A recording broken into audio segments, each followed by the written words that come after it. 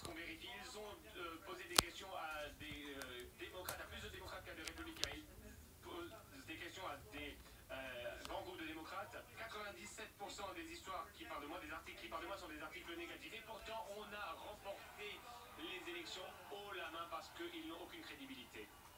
Mais Isabelle, c'est toujours une forme de théorie du complot, si j'ose dire, d'élections volées. C'est une espèce un décalage entre ce qu'il pense, et il est entouré de gens qui lui disent, il est entouré de gens dans son administration, il a repeuplé le corps de presse de la Maison Blanche de gens qui sont de son côté, qui sont partisans, qui lui disent comme il est beau pour poser la première question au président.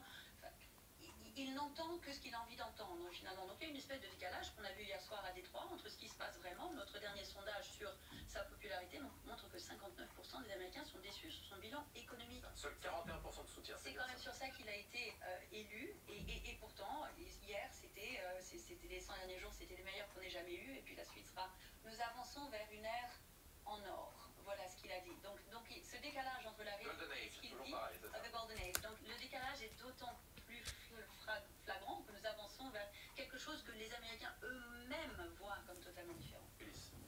Il y a effectivement un doute qui est en train de naître auprès des Américains, une déception sur l'économie incontestablement, mais ce n'est pas non plus un effondrement. C'est-à-dire que Trump résiste, et si on compare avec les précédents présidents, Obama par exemple dans les 100 premiers jours avait perdu 8 points. Et tous les démocrates, Biden, Clinton et autres, ont perdu 3 ou 4 points dans les 100 premiers jours. Donc si vous voulez, et en même temps on a vu quand même que c'est vrai qu'il n'a pas réussi de choses vraiment dramatiques de façon favorable, je dirais, Trump depuis qu'il est au pouvoir, mais il a quand même radicalement changé l'Amérique en 100 jours, pour le meilleur et pour le pire, si j'ose dire. Et dans un grand désordre, on parlait tout à l'heure des militaires, au Pentagone, c'est la pagaille.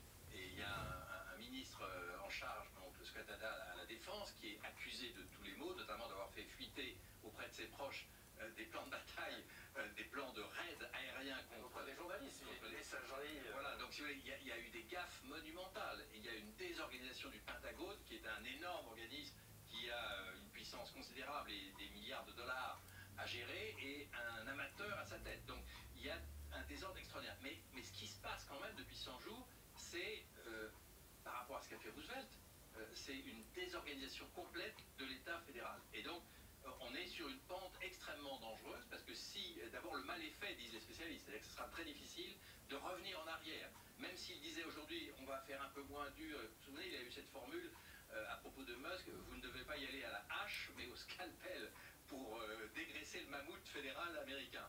Même s'il revient en arrière, le mal est fait. Donc on est dans une situation quand même absolument unique, et un président qui est confronté maintenant non seulement à les dégâts qu'il a causés, mais aussi à la justice. Et ça, c'est sans doute dans les 100 prochains jours, ou même pour tout le mandat, on va assister à un affrontement extrêmement dur entre les juges, et notamment la Cour suprême, et le président américain. Alors justement, on prend la direction de Washington. Mélissa, je vous redonne la parole dans un instant pour retrouver notre correspondant Antoine Eulard. Bonsoir, bonjour pour vous Antoine.